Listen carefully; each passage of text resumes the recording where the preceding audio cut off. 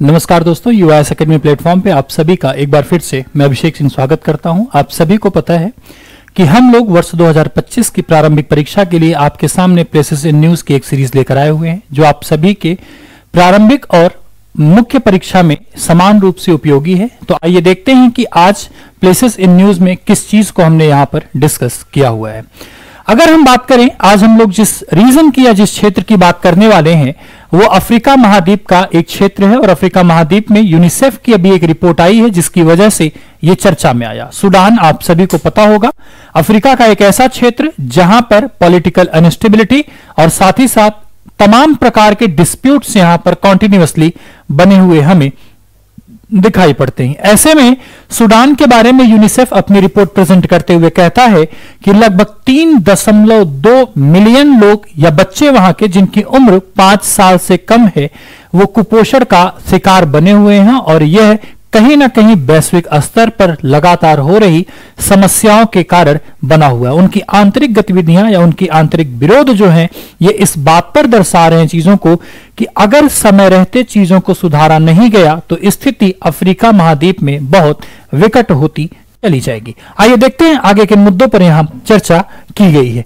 अगर हम बात करें यूएन रिपोर्ट की, तो यूएन रिपोर्ट में इस बात को फोकस किया गया है कि 2 million children under 5 year expected to face acute malnutrition in Sudan in 2025। 2025 में 2 मिलियन लड़कों बच्चों को मलन्यूट्रिशन के मामले में हमें सामने यहां दिखाई पड़ रहा है। साथ ही साथ लगभग 7,72,000 चिल्ड्रन जो सफर कर रहे हैं किससे, कुपोषण से शिकार होने की इनकी अभी संभावना यहां पर बनी हुई है। इसके पीछे अगर हम बात करें संघर्ष का, क्या मुद्दा ऐसा रहा, क्यों ये चीजें चल रही हैं, तो over 20 months of war between army and the RSF, ये रीजन इसके सबसे पहले माना जा रहा है कि संघर्ष लगातार यहां पर बना हुआ है। इसके परिणाम स्वरूप न महज यहां पर बच्चे कुपोषण का शिकार हो रहे हैं, बल्कि इसके साथ साथ में लगभग 12 मिलियन लोग अपने एक स्थान से दूसरे स्थान पर विस्थापित होने को भी मजबूर हुए हैं। सोचिए ये विद्रोह या ये संघर्ष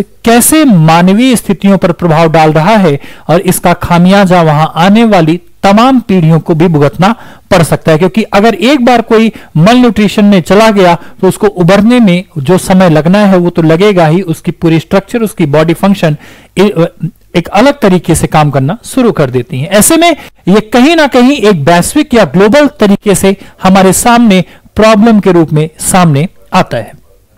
चलिए आगे क्या देखते हैं।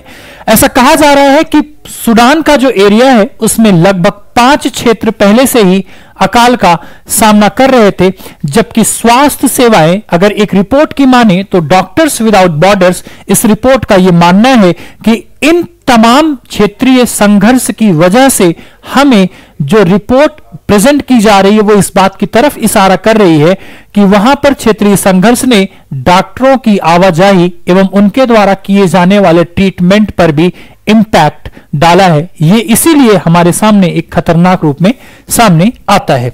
आगे क्या मुद्दा है, आगे हम देखते हैं कि इस अकाल की स्थिति से निपटने के लिए जल्द से जल्द वहां की सरकारों को, वहां के लोगों को कुछ ना कुछ ऐसे कदम उठाने चाहिए जिससे भविष्य में प्रगति, विकास इत्यादि की संभावनाएं विकसित हों। अन्यथा सूडान में बहुत सारे चैलेंजेस अभी और उभर कर सामने आने बाकी हैं। मिलते हैं अगली क्लास में एक नए इवेंट, एक नए डिटेल इंफॉर्मेशन के साथ।